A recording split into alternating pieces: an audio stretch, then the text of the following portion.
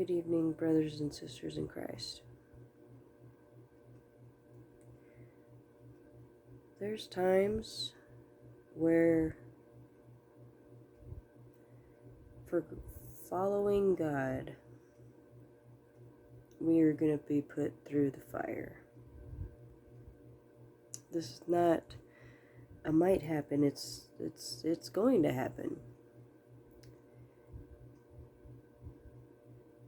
And trusting and believing and obeying is not always easy whenever we're going through persecution, whenever we're going through the most unimaginable things in our life.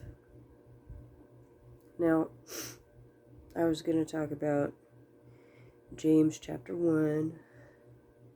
Consider it pure joy whenever you go through trials, knowing that the testing of your faith produces patience, but let patience have its perfect work, so you may be perfect and complete, lacking nothing. And if any of you lacks wisdom, let him ask of God, who gives to all liberally and without reproach, and it will be given to you. But ask in faith, with no doubting, for he who doubts is like a wave of the sea, driven and tossed by the wind. I was going to talk about that.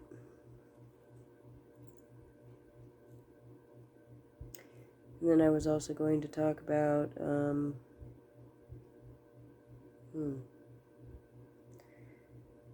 couple of other things about patience and faith. But what happens whenever we are in the trial and our patience is truly put to the test, and our faith as well? Now, Shadrach, Meshach, and Abednego, which their names are actually Hananiah, Mishael, and Azariah, and of course Daniel, who was renamed Belteshazzar after Nebuchadnezzar's god. But Daniel's name means God, or my judge is God. Hananiah's name means God has been gracious. Mishael, who is like God. Azariah, God has helped. And knowing what their names are and what they mean, and knowing the trials that they have been put through, they are in a slave situation where Babylon took the city of Jerusalem, and these are the princes and the people, the sons of all the officials and nobility of Jerusalem, put into slavery directly into Nebuchadnezzar's court. And they were renamed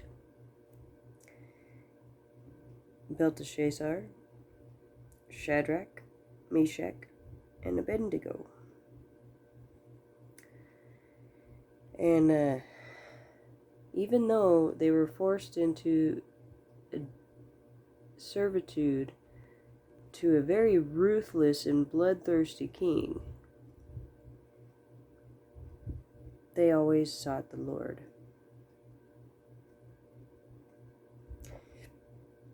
They did not eat or drink the food that was offered to them.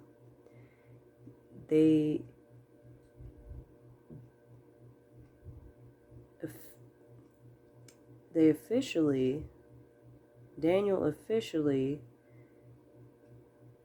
told the people in charge of him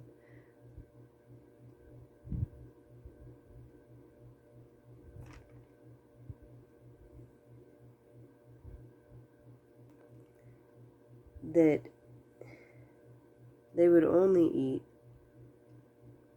nothing but vegetables and water instead of all the meat and the wine. And they complied only because he said, well, if it doesn't work out for you, I'll eat your food. But in fact, it made them more desirable, healthier, better nourished, and more attentive than the other slaves that they put into their service. So they gained a lot more respect by following what God told them to do rather than what people told them to do. They started getting noticed by the king. Daniel started interpreting Nebuchadnezzar's dreams. And the satraps and the prefects and the governors and advisors and treasurers and judges and magistrates of all the other provinces started to become jealous of Daniel, Shadrach, Meshach, and Abednego, to the point they started trying to entrap them. Daniel would be entrapped by the lion's den for not bowing down to the decrees, and he would go and worship his God, the Lord. And that comes in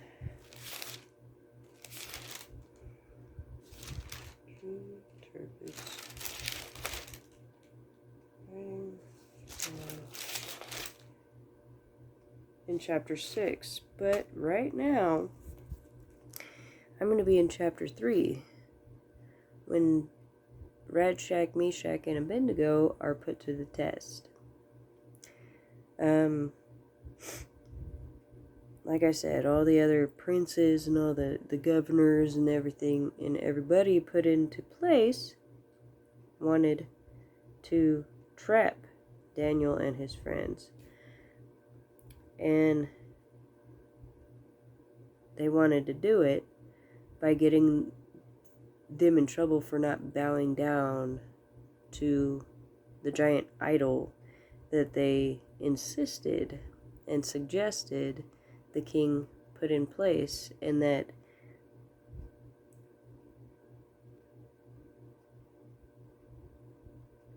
whenever music played, people were supposed to go and bow down to it. So let's see what happened. Chapter 3 of the book of Daniel. The image of God, the image of gold, and the blazing furnace. King Nebuchadnezzar made an image of gold 60 cubits high and 6 cubits wide. That would be 90 feet high and 9 feet wide. And set it up in the plain of Dura in the province of Babylon. He then summoned the satraps, the prefects, governors, advisors, treasurers, judges, magistrates, and all the other provincial officials to come to the dedication of the image he had set up. So the satraps, prefects, governors, advisors, treasurers, judges, magistrates, and all the other provincial officials assembled for the dedication of the image that King Nebuchadnezzar had set up, and they stood before it. Then the herald loudly proclaimed, "Nations and peoples of every language, this is what you are commanded to do. As soon as you hear the sound of the horn, flute, zithar, lyre, harp, pipe, and all kinds of music, you must fall down and worship the image of gold that King Nebuchadnezzar has set up. Whoever does not fall down and worship will immediately be thrown into a blazing furnace." Therefore, as soon as they heard the sound of the horn, flute, zithar, lyre, harp, and all kinds of music, all the nations and people of every language fell down and worshiped the image of gold that King Nebuchadnezzar had set up. Now, I don't know about you, but that'd be very tempting, seeing as though I kind of don't want to be barbecued. But at the same time, if I'm not willing to stand up for my faith, then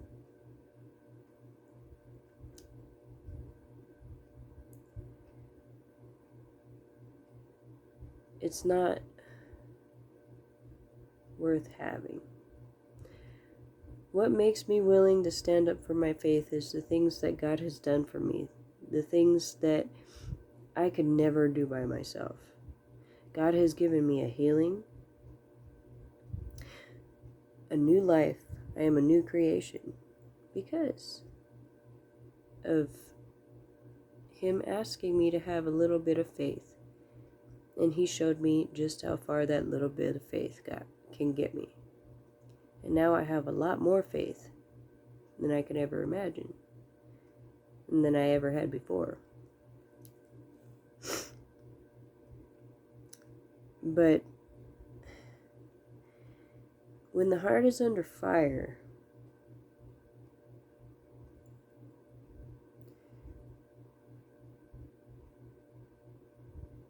I don't reach out for the things and the people that I used to. I used to look for help in all the wrong places, and it just left me burned and broken and tired.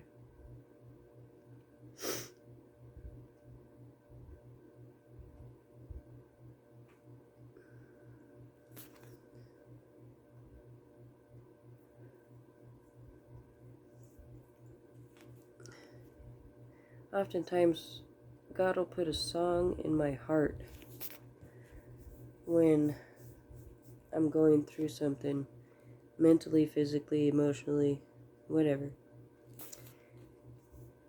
And the Bible says that He will put a new song in me. He has.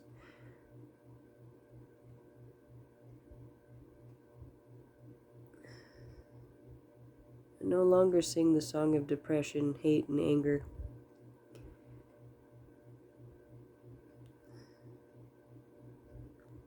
I sing the praises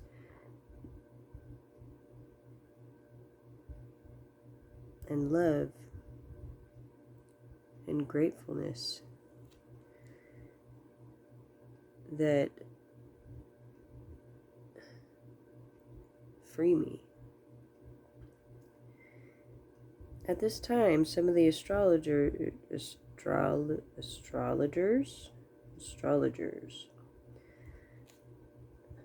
came forward and denounced the Jews. They said to King Nebuchadnezzar, "May the king live forever. Your Majesty has issued a decree that everyone who hears the sound of the horn, the flute, the zithar, the lyre, the harp, pipe, and all kinds of music must fall down and worship the image of gold.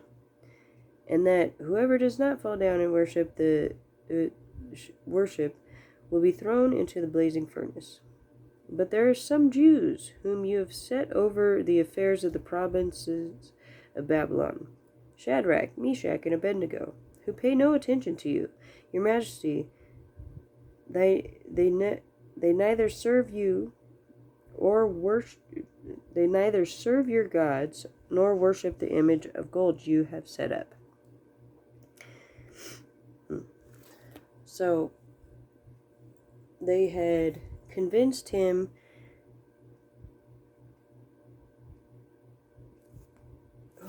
no. They hadn't convinced him to set up this statue. As I recall, Daniel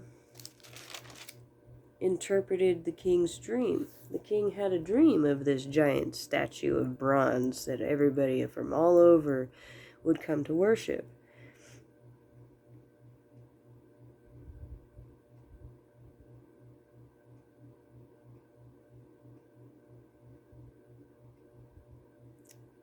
And there would come forth a kingdom of iron, strong as iron, and it would break his kingdom of bronze. And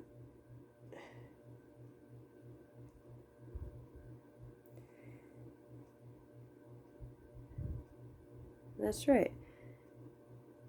It was a representation of different stages of the kingdom, and the feet were like clay, and the iron smashed the clay, and the statue fell. So after Daniel had interpreted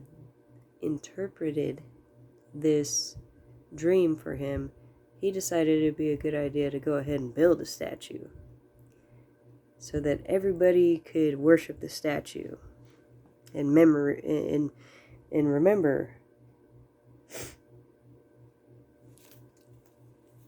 what had happened, because that was their custom. They would erect a monument. That's our custom today too. Erect a monument in memory of this and that and this and that.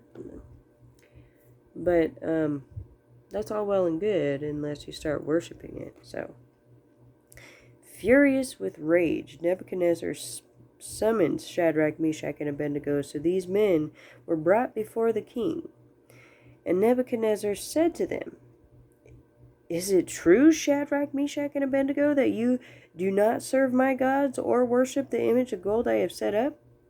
Now when you hear the sound of the horn, the flute, the zithar, the lyre, the lyre, the harp, and pipe, and all kinds of music, if you are ready to fall down and worship the image I have made, very good.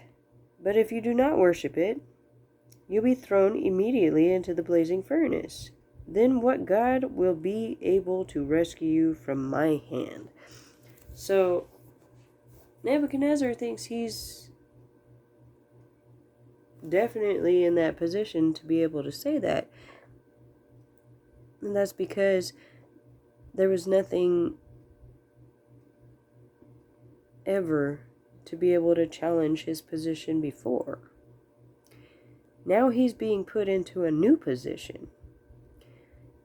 He's always been in the position of absolute power, because he put himself there. Because he was greedy and bloodthirsty and ruthless. Now, he's trying to give them a way out, because he likes Daniel, Shadrach, Meshach, and Abednego. He's grown quite fond of them, and now they're making him look bad because he put them in positions where they are in charge. And now all the other people that are in charge are like, "Hey, man, they're not listening to you, and that's going to cause a big problem. If they don't listen, nobody else is going to listen." So now he has to do something about it, but he's trying to give them an out, like, "Hey, is it true that you're doing this? Because if the music plays, you could go ahead and do it, and not like it'll be good. But if you don't, what God will be able to rescue you from my hand?" There's the statement. There's the question. What God will be able to rescue you from my hand? Because he has set himself above everything. He doesn't have any belief, any faith. Because in his head, he defeated the Jews' God by defeating Jerusalem. But that victory was given to him by God. And he's soon going to find out what God can rescue them from his hand. Shadrach, Meshach, and Abednego replied to him, "King Nebuchadnezzar, we do not need to defend ourselves before you in this matter." We don't need to. "If we are thrown into the blazing furnace, the God we serve is able to deliver us from it, and he will deliver us from your majesty's hand. But even if he doesn't, but even if he does not, we want you to know, Your Majesty, that we will not serve your God or worship the image of gold you have set up. And they also receive exclusive bonus episodes. Sign up now through the link in the show notes or on our website, blackbarrelmedia.com. So, Memberships begin at just $5 per month. Original music by Rob Valier. I'm your writer. they said, we know that our God can and will. But even if he doesn't, we're still not going to bow down and worship your gods or the image of gold you have set up.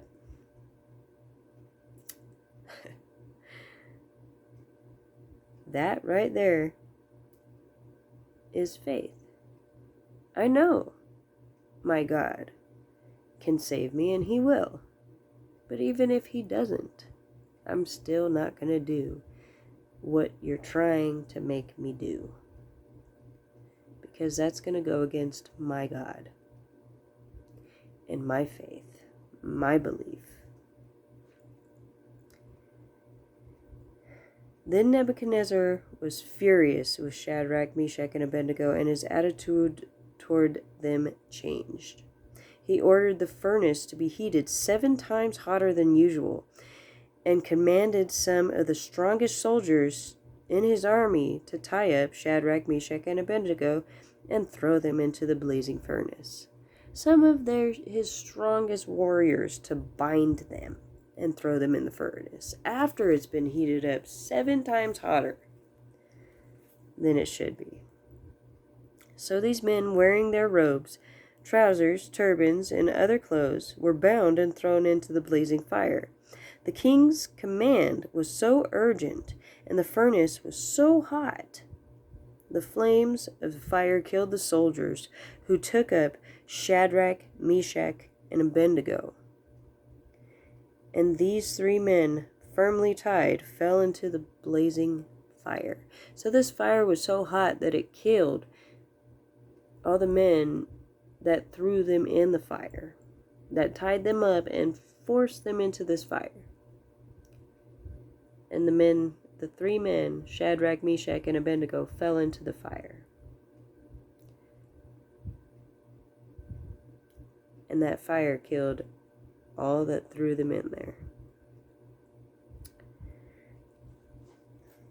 Then King Nebuchadnezzar leaped to his feet in amazement, and he asked his advisors, "Weren't there 3 men we tied up and threw into the fire?" They replied, "Certainly, Your Majesty." He said, "Look, I see 4 men walking around in the fire, unbound and unharmed. And the 4th looks like a son of the gods." If any of you really needs to be told that that other person in the fire was Jesus, then I don't think that you understand how the Spirit works. Who was and is and forever will be.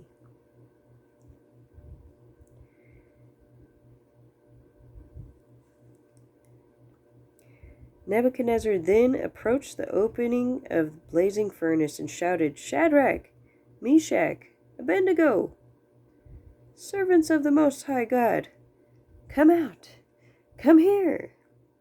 Now that's a different tune he's whistling right there. He's like,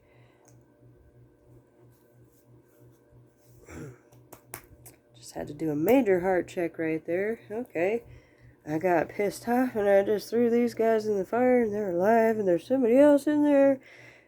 They're not even burning. Everybody else that threw them in there was burnt alive.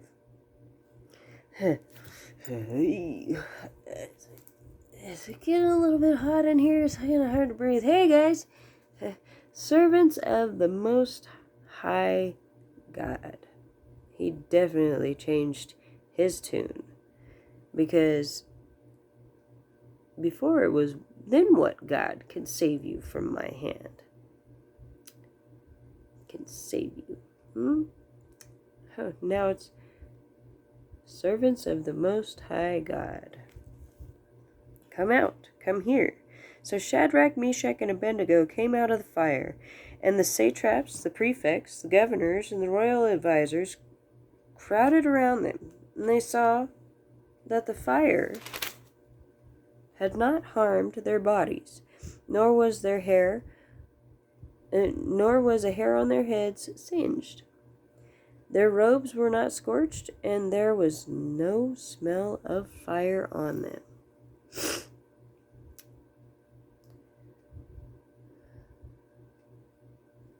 So, what song made me think of this? And,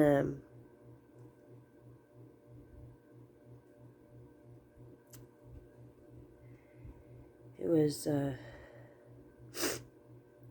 I was born to walk through the fire. I was made to run through these flames. Yeah, even when I'm broken and tired, you are enough, enough, enough.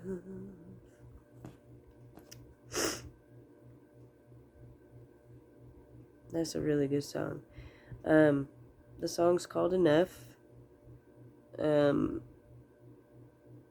It's a Christian rap song. Can't really, I can never remember who sings it. And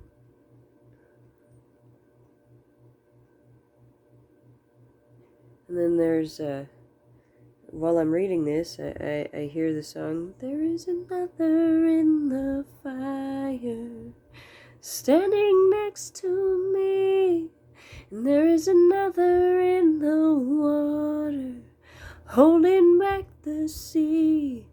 And if I ever need reminding, the power set me free. There is a grave that holds nobody, where another died for me.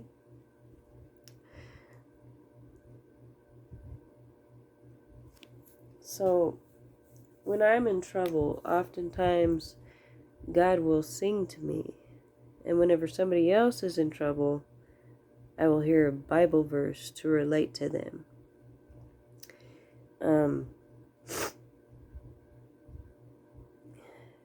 Then Nebuchadnezzar said, Praise be to the God of Shadrach, Meshach, and Abednego, who has sent his angel and rescued his servants. They trusted in him and defied the king's command and were willing to give up their lives rather than serve or worship my God, or any God except their own. Therefore, I decree that the people of any nation or language who say anything against the God of Shadrach, Meshach, and Abednego be cut into pieces and their houses be burned into piles of rubble, for no other God can save in this way. Then the king promoted Shadrach, Meshach, and Abednego in the province of Babylon. So, not only is he praising God after this endeavor, he's also saying that anybody that speaks out against the God of Shadrach, Meshach, and Abednego, Radshak, be cut to pieces and their house burned down and turned into piles of rubble.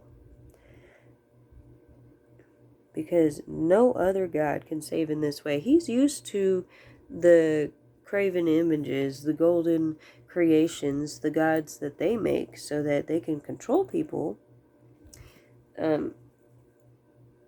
Not making a sound, not doing anything other than just sitting there in an ominous way.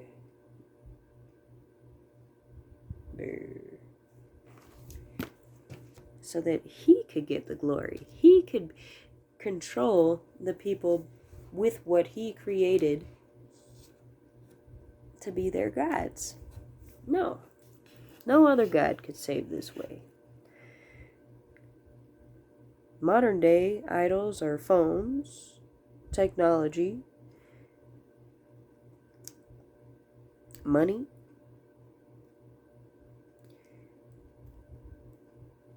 television, media, politics, you name it.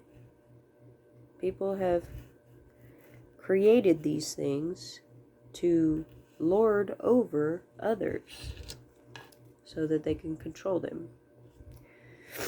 Then the king proclaimed Shadrach, Meshach, and Abednego in the province of Babylon. Not only did he see what belief in God does, he saw what faith does. He saw that he was not absolute. He learned that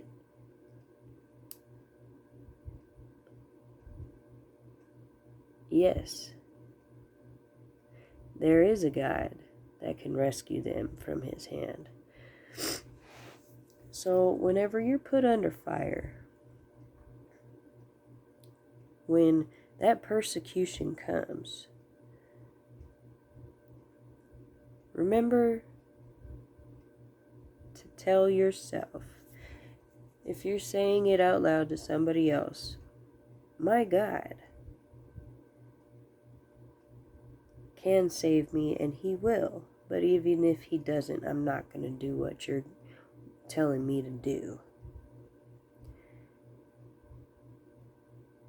Even if he doesn't, I will not bow to your false God. And just by saying that, you will be strengthened by your faith for what is to come. Whatever it is. I remember my major thing. I was in ministry, okay? God had been telling me to get up and move. For a year, almost actually 2 years, God was telling me to stay, to wait on him, that he was preparing a way for me to wait. Be still and know that I am God. Trust, be patient. These are all the things that God told me. First, he had told me to sacrifice everything for him. My sacrifice to God was, I didn't know that I still had full custody over my son the whole time I was homeless. And once I was in ministry and my son's dad knew where I was, he sent me court papers for to be able to have decision-making rights over Orion. Temporary, because I used to be a very combatant person. If he had asked anything other than temporary, he already knew that I wasn't going to go for it. Everything in me wanted to be like, nah, forget that. I could just bring my son here. But God had told me, just like he told Abraham about Isaac, to sacrifice his son on the altar to him. That was my sacrifice of my son. And just like with Abraham, God stopped that sacrifice because I trusted him. I told the judge to give Patrick full decision-making rights. And the judge commended me for that and said, if you ever feel like you are not liking how things are going, you could address this with the court in the future. So I waited, trusted in God. I was learning. God was healing me, healing everything that was inside because I asked him to. I said, "Where were you? I need to know. If you're really real, where were you? Why weren't you there for me?" And he spent that 2 years showing me exactly where he was. He was right there with me. He wears the same scars that I do. He was there with me in my darkest moments. He was there with me every time I tried to kill myself, every time something happened to me. When I was homeless, whenever I was beaten, whenever I was robbed, whenever I was raped, God was there. And he used each and every one of those moments as an opportunity to heal me.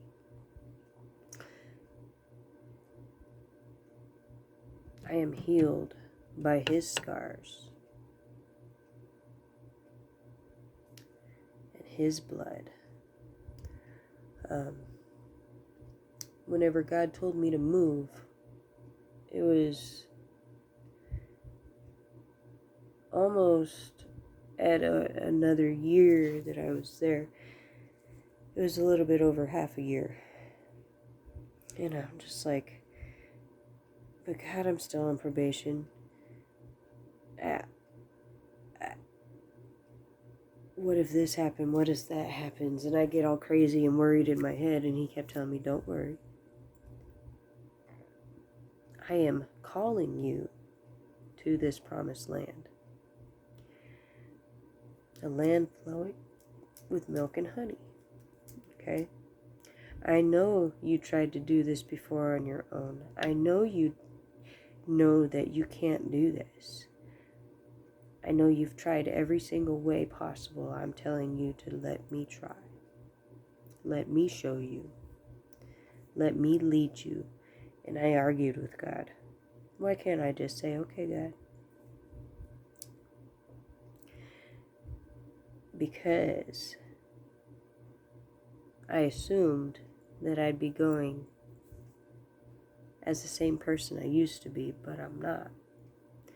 See, even my pastor, whenever I finally broke down and said, okay, I'm going, I called my mom and I told her. I didn't give anybody a chance to talk me out of it. I told her because she was close by in my hometown. And I said, I'm going. And then I finally told the pastor. I called the pastor's wife and I told her, I'm going to go live with my mom now. And she said, okay, what day? I said, this day and this and such and such. And right before I left, the pastor told me, you're going to fail. This is a bad idea. Everything you work for is going to fail. You're being stupid.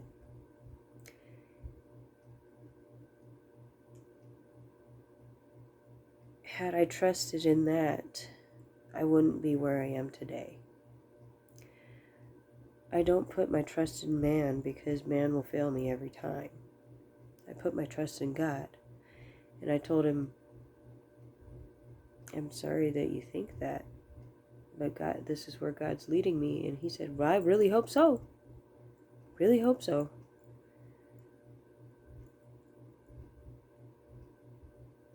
And you know what? I'm glad there's hope. Because I told my probation officer, I didn't tell my probation officer I left right away because I had been trying to get a transfer of probation. I had been trying to get my probation transferred out to Arizona and they denied it. They said, I'm in a good place, I'm working, and I completed my school, I'm doing everything that I was supposed to be doing before, and I wasn't doing. I'm in a good place. Why no, we're going to deny you. So it was denied. Okay. So that was me trying to do it. And God kept telling me, trust me, you don't need all that. Just like whenever he called me out of my darkness, trust me, you don't need all that.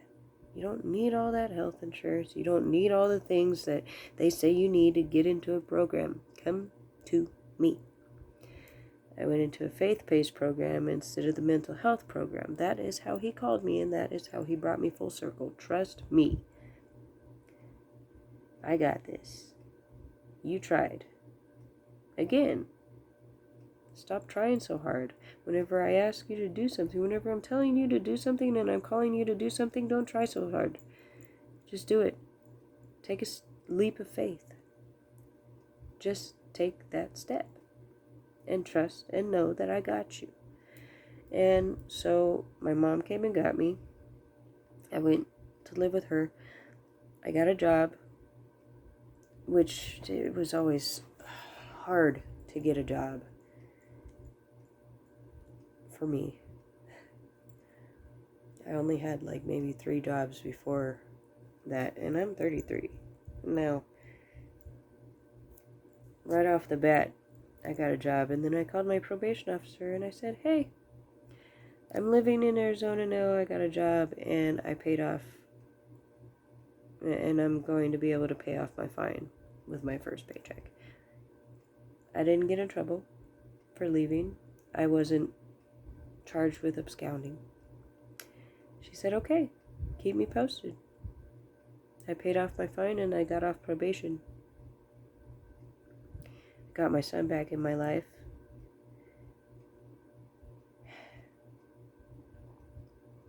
And I am a new person.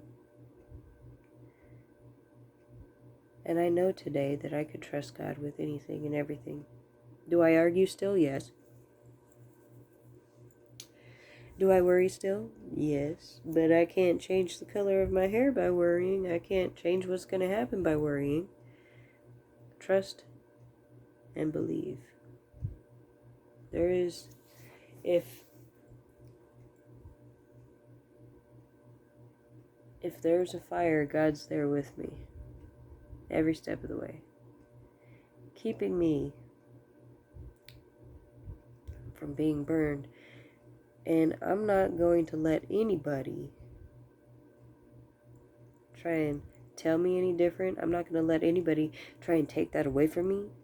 And I'm not going to let anybody try and make me do something that goes against his will. Because trust and believe. Even if you think I'm crazy. Even if you think that I'm hearing voices and I'm loco. No. Whenever I was homeless, yes, I heard voices. Whenever I was homeless and on drugs, I had dissociative identity disorder, PTSD, manic depression, epilepsy, all kinds of crazy stuff. 50 million different medications. Not one. The only one is Jesus.